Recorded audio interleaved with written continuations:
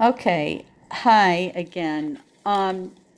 So I'm going to demonstrate some of what are the basics that you need to know to be doing if you're in the Beauty Angels course. And this will probably be helpful if you're not in the Beauty Angels course.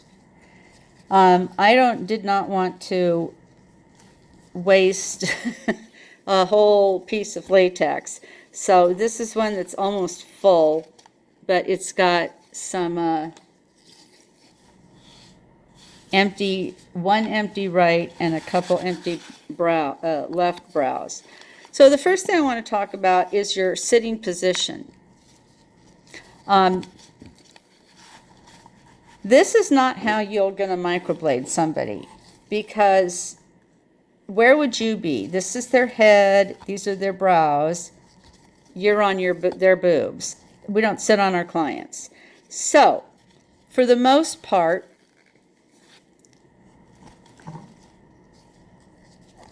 you're going to be at your client's right side, assuming that you're right-handed. And I have a video on sitting positions already in YouTube, so I'm not going to try to replicate that here, because that one's using a live client and everything. But I have them turn their head toward me like this when I'm doing their left brow. And then, but I also, my chair has wheels, and so I do move around like this. And I also have a lever, and I move myself up and down when I'm doing the left brow. The lever is always wrapped in protective plastic. Then when I do the left brow, the client's right brow, I am behind them like this. I do the lower strokes, the head strokes and the lower strokes from this position. As I get to a good point, because I don't like really doing that, I get my back hurts, I'm able to move to about here to start doing the upper strokes and the tail. But then I have to go back and stand up behind them in order to do detail on the lower strokes. But then I come back here, I sit back down and roll around in my chair to do the detail on the tail and so on. So that means, where was that latex that I was just going to use for this? Actually, I have a lot of latex that has stuff I could use.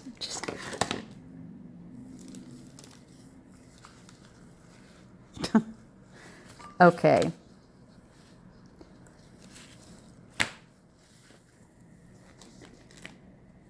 I wanted to use that one because the fact that it had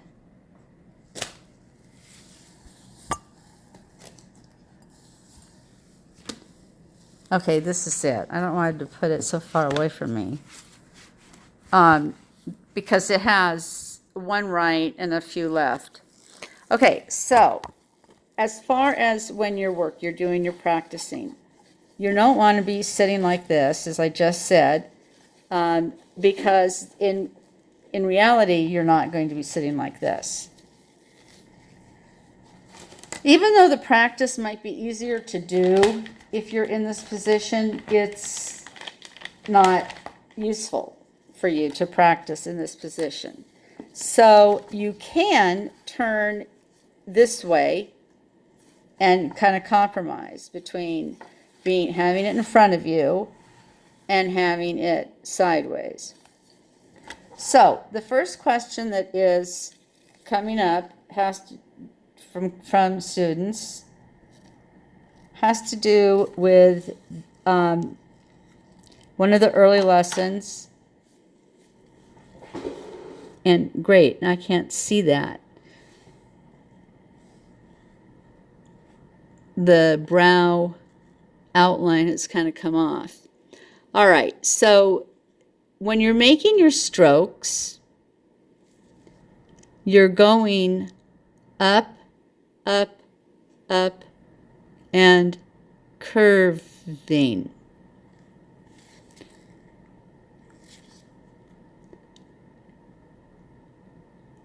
Up, up, up, and curving.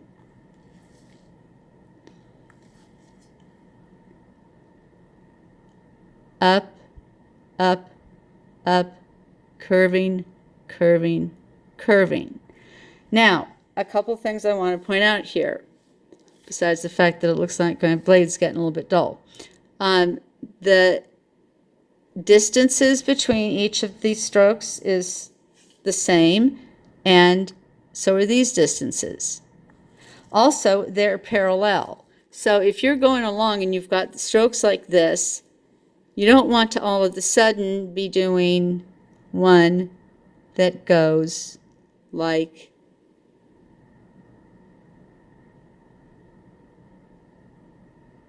this, because that's not parallel. Can you see that? It's clearly not parallel.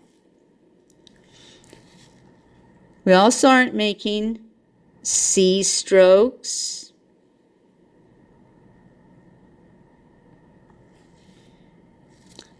And we're not making up straight and then curve. What we're actually making is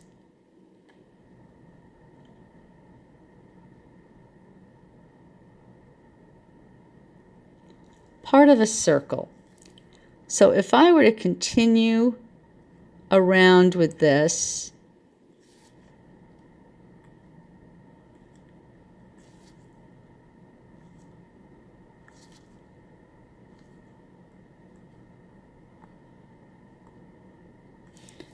it would be part of a circle, whereas these wouldn't. And let's say that you're doing the exercise where you're doing a progressively shorter.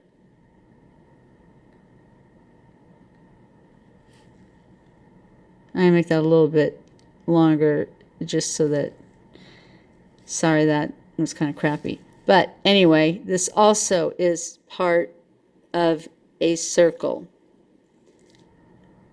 I am really into the math behind the patterns that we use. And I will break down all of these fancy patterns that you see. I've broken them down mathematically in order to be able to do them. And then when I teach you something, I do the same thing. It's not like I expect you to do algebra or anything. I just explain it that way. And then that would be your shorter guy. And what is he part of? Or shorter gal, what is she part of? Also a circle.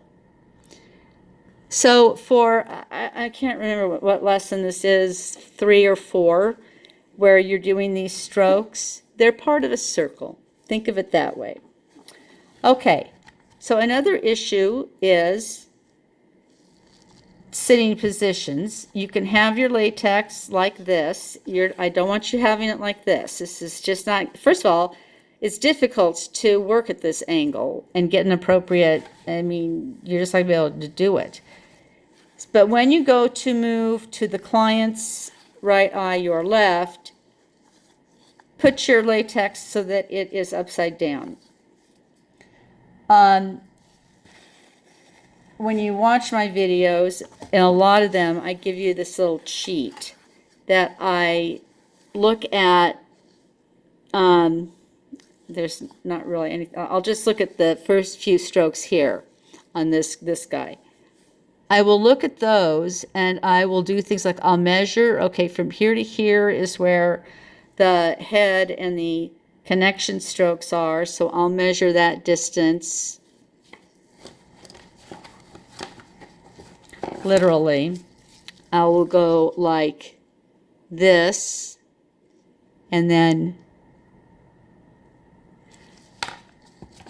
you're going to need to have a flexible measuring tool like this, a regular measuring tape in millimeters and centimeters, because that's how this stuff all boils down. And when I teach, I'm going to refer to that all the time. So I should have just measured the distance. Because of the metal thing, I'm going to just start with 2. From the head to where the connection lines are is exactly 1 centimeter. So let's see over here. It would be really super nice if I could see the outline. I just can't. It gets wiped off really easily. But I think that's it. And yeah, that's basically where I drew the line.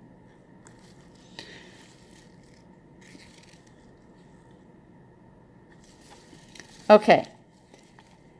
So the other cheat that I recommend, because you're going to be working upside down, is now look at the slant of your slope, the slope of your other strokes, and kind of sketch those in, because you're going to want to replicate them. I mean, I'm not going to do this pattern for you. That's an advanced pattern. But those are going at that angle. So I just put in a few strokes over here. On your client, you know, by the time you get to a client, you shouldn't need to do that. You will have practiced this enough where you see it. When you get to the client, though, you're going to be upside down working on that brow. So you're going to be able to, honestly, I cannot see. When I wipe a lot, okay, the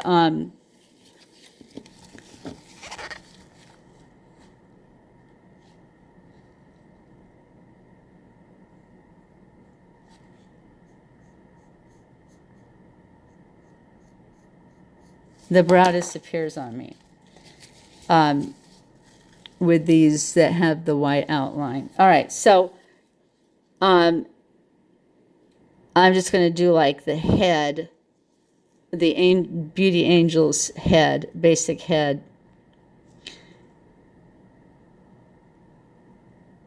So lower curved head stroke, upper curved head stroke, lower curved head stroke, upper curved head stroke, lower curved head stroke, upper curved head stroke. Now you'll notice a couple of things. One is that these are equidistant from each other. These are equidistant.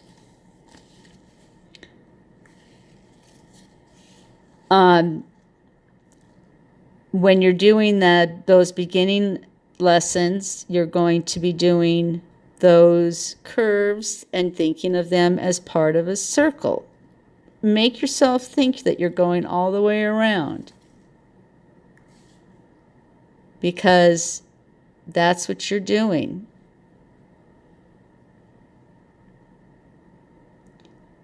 And if you were to continue to draw the circle and it didn't work out, you know you haven't done that correctly.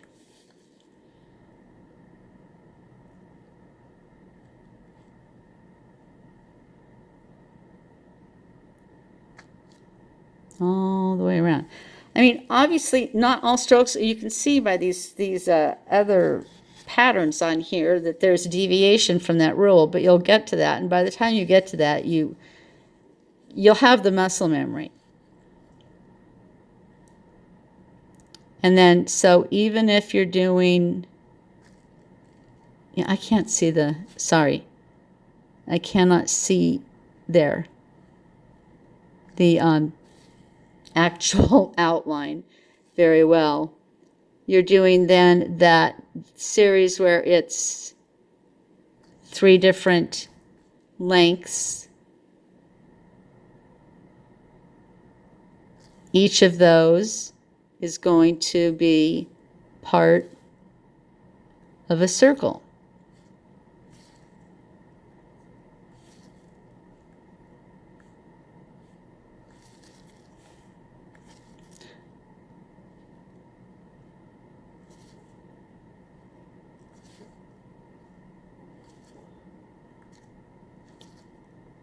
This makes sense, right?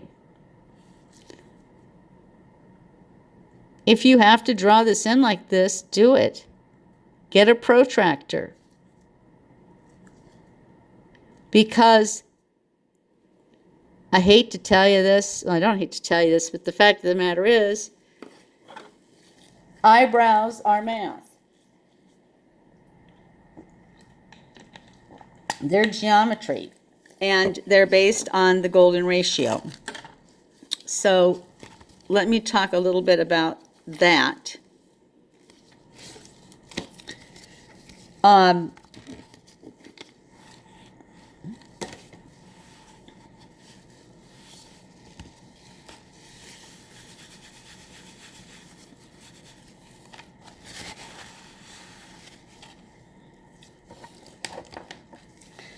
So the Greek letter, there's ink everywhere, pigment everywhere.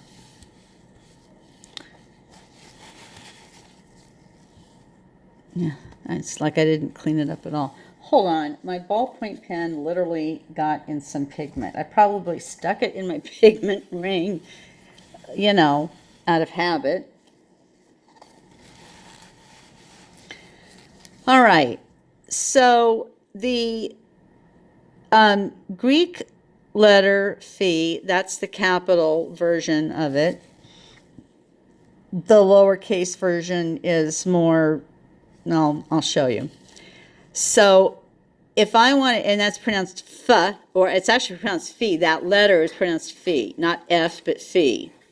So if I'm trying to write the word philosophy in Greek, it's philosophia.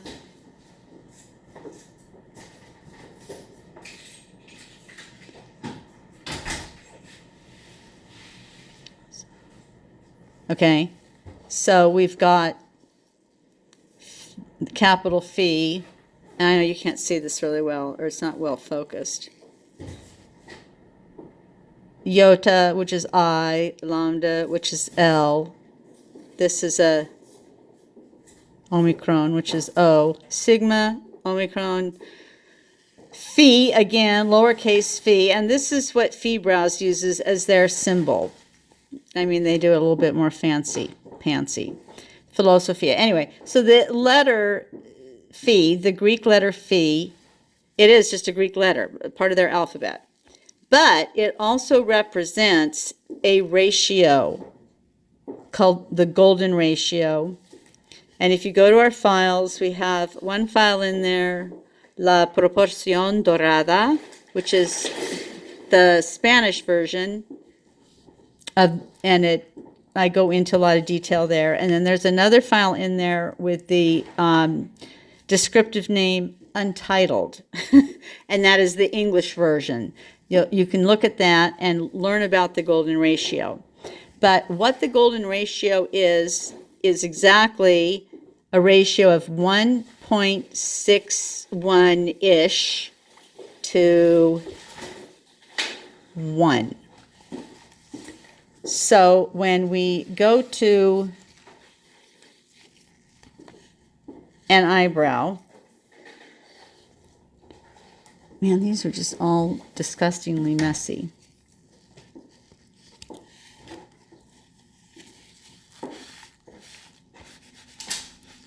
I won't try to clean that there.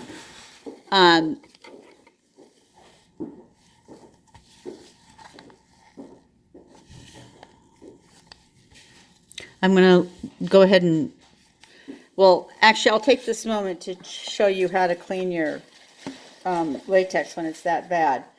A lot of people use baby oil, but I use alcohol and a napkin, rubbing alcohol in a napkin. So that's all cleaned up now. I can work there.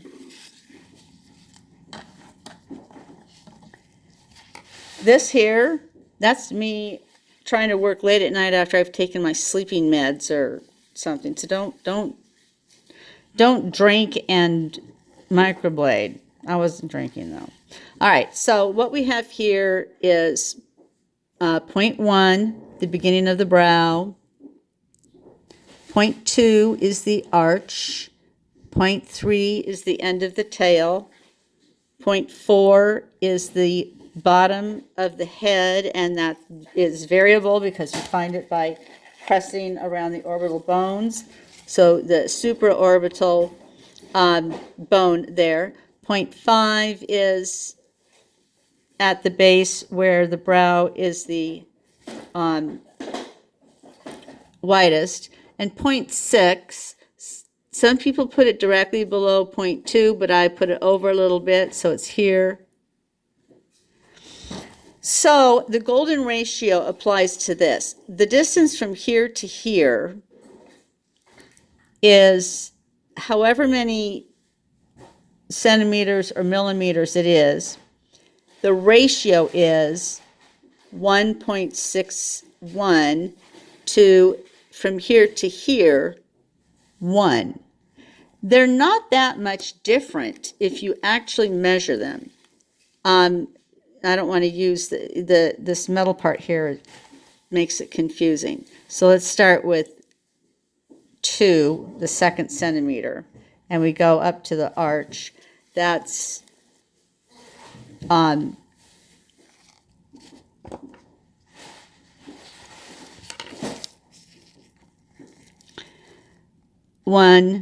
2, 3, 4 centimeters, approximately. I mean, you don't get this 1.61 by having even numbers, and it's not even 1.61. It's like 1.61 something, something, something. So that's about 4 centimeters. Now let's go from point 2 to point 3, and it is about 1, 2, 3 centimeters. So, you know, there's a difference of a full centimeter, and a full centimeter is a lot. I mean, it's like half an inch-ish. So, I mean, this is a centimeter right there, from point 2 to point 3. So that's the golden ratio that is represented by the Greek letter phi. And in our eyebrow design, that's what we follow. And these printed sheets that you get from everywhere have that. Another thing that to me is critical is that point 3 should never be below point 4. So if I draw a line from point 3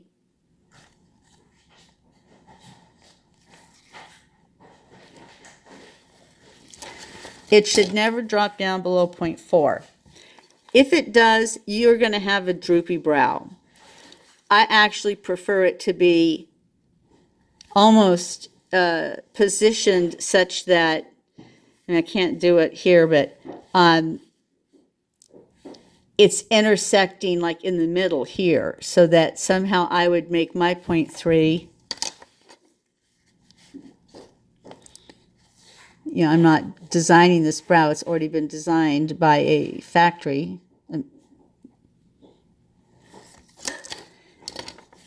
I would almost make it so that this whole thing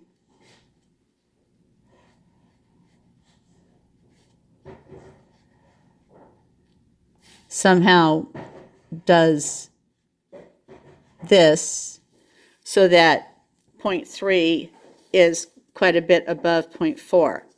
And, you know, you're going to say, oh, well, then the client's going to have to do maintenance and pluck and that kind of thing. That is correct. If they want to have a nice looking brow and maintain it, they're going to have to do maintenance. A lot of people's brows naturally grow all the way down, especially as we get older. down, down, down, down. And so if you go with that whole theory of follow the client's hair, you're going to end up with a brow tail that goes down to their cheekbone. But you do want to follow their hair in terms of like, well, even just looking at this pattern, which is not exactly a winning pattern, but this is a sort of an Asian or Latina pattern, and it ends, the front hairs end rather soon, and then this isn't a good example. Sorry. Here, this one's better. Right here. So they end early. So I'm bringing them over quickly. And then most of the brow hairs are coming down. This is advanced. Don't worry about it now. But my point is, you do want to follow the direction in which the client's hair goes, but you don't want to follow where it goes, because it might be going, I've had clients who have a very large forehead that protrudes out almost like a man's forehead, and I need to work with that. And then another issue that's very common, and I plan to do an educational post on this, is the muscles right between, right above the eyebrows, right above the heads. So right here are called the procerus muscles. And those guys are what we use for frowning or doing a lot of facial expressions. And so you'll find that often you'll microblade what you think is perfectly, straight, and then it turns out to have this concave effect to it, and that's because those procerus muscles are pushing it down. And so there's ways to adjust for that, and I need to do a lesson on that. I think, was one other thing I wanted to cover. And so that is this. When you go to make your strokes,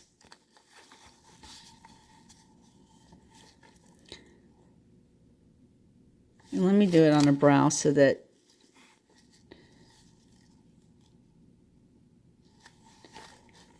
I'll do it here. Okay, so I'm holding my tool like I would hold a pen or pencil. People do that differently. Some people hold it like this. They write like this. I don't. This is how I would hold a pen or pencil.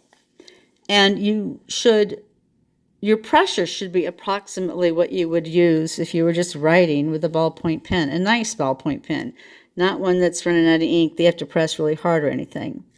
For me, I am resting it solidly on my middle finger, holding it in place with my thumb, using my index finger just as a guide. I'm not like holding it between the index finger and the thumb. If anything, I'm holding it against the thumb and the middle finger and just using the index finger to guide. And what you're really going to see me doing is, if I make a stroke,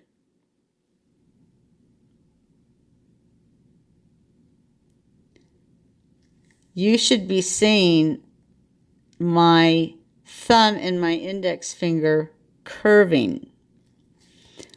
And as I move through the brow, you would be seeing my whole wrist getting involved. And pretty soon, my whole arm is getting involved. Okay, so the point I want to make here, though, is this. So you're holding your tool at about a 45-degree angle, shall we say. But As far as its relationship to the latex, it's at 90 degrees. I don't mean that it's literally 90 degrees like that. I mean, you're hitting the skin. Just because you're holding your tool at 45 degrees doesn't mean that you're not making a 90-degree incision. So let me be more clear about that by showing you what not to do. Okay, I'm going along, fine, fine, fine, and now I fall to one side. What happens?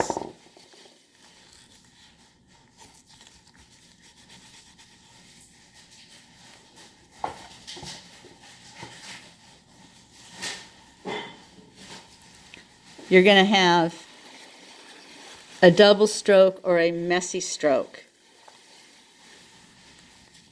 Let me do it again. So I'm going along just fine.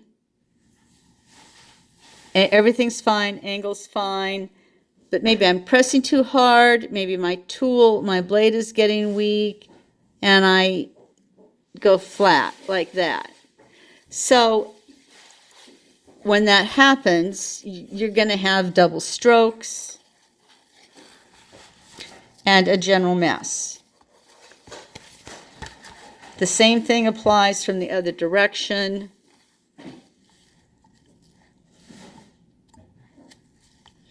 You're going along here, and you're making your nice curve. Everything's cool, but then you go flat. No, God, oh God. You'll believe me, it happens to everybody, because as your blade gets old, that's one of the things it will do. And you can see that. Not only is that a problem, but think of what that's doing to the client's skin. So we're not going to tilt our blade. It's really about tilting. So we're not going to tilt our blade this way or this way. Okay? That causes double strokes and damage to the latex and to the skin and to the blade. And speaking of that, you should be examining your blade frequently. You should be wiping it frequently, and you should be getting in there and examining it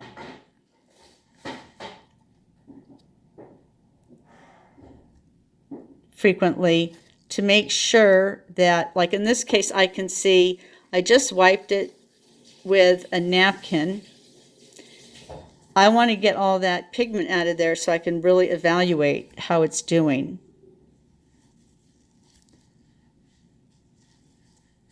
Always check your blade or your needle, whatever you're using, frequently throughout your service. And get used to it. Use magnifiers, because it is easy for one of these 18 pins to get a little bit bent, or you open out the package and it's a little bit bent. That's not going to be happy times for you. The nano blades are going to be even more at risk because they're very thin, and so it's easy. See, I could just bend that. Boom, I could bend it right down. And if you have a heavy hand, that'll happen. That reminds me, the other thing I wanted to show you is, maybe I should do it with the other side, since I don't actually want to damage that blade. Depth. I have all sorts of articles on my on the website or on the forum about depth. So I'm not going to go into all of that, but I'm going to make some strokes here.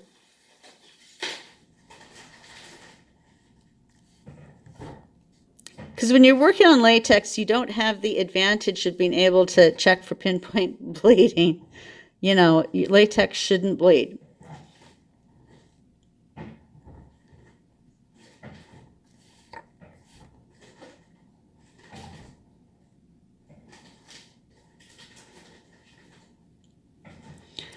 Usually what I do is after I do the head, I immediately wipe and I check my depth, because you're not going to have much, you're not going to have bleeding right away, especially at the head. I mean, eventually it's going to bleed a little bit maybe. Okay, I did these 8 strokes differently. First of all, you can feel. You're going to feel, they're both going to be, you'll feel that there are depressions. It's not going to be smooth. But this one, I did these as normal strokes. They're light. I did these with a very heavy hand. There's a very obvious difference. Practice that so you can feel that difference. Feel it. Also now, let's see it. I'm going to roll my latex here and see what that looks like. So those, and that's what it should look like. I mean, if you, and the way you do that on a human being is you'd stretch it. You don't roll the human skin. But on latex, you check your depth by just rolling here, okay? And you can see that's a good depth. Let's go over to these ones. Look at that. It almost looks like I cut all the way through it. Do you see that difference? Look at that. Oh my God, that looks like a huge gash. Look at that. Would you like that in your skin? That is practically going through the epidermis. Here is beautiful. You are going no more than, when you're microblading, you are going no more than 0.18 of a millimeter. That is something I'm not going to even, okay, here's 1 millimeter is from this 5 to this line. That's 1 millimeter. 0.18 is almost a fifth of that, okay? So if you were to take this piece here and divide it into fifths, if you're in the eyelash industry, you probably don't have any problem imagining that. That would give you more or less how deep you should go. I mean, we're talking about the depth of a couple of pieces of paper, okay? Any more than that, and you're going to be getting into, you want to get into the dermis a tiny bit because that's where the blood vessels are. Otherwise, you will not have your pinpoint bleeding. But if you go further into the dermis, that's not where microblading is. That's not where any manual work is. That's why it's called semi-permanent, because it's in the epidermis and it's constantly exfoliating. Okay, that I think is everything that I really wanted to cover for everybody who's new, that I know you're going to be asking or you've already asked. And again, use that magnifying glass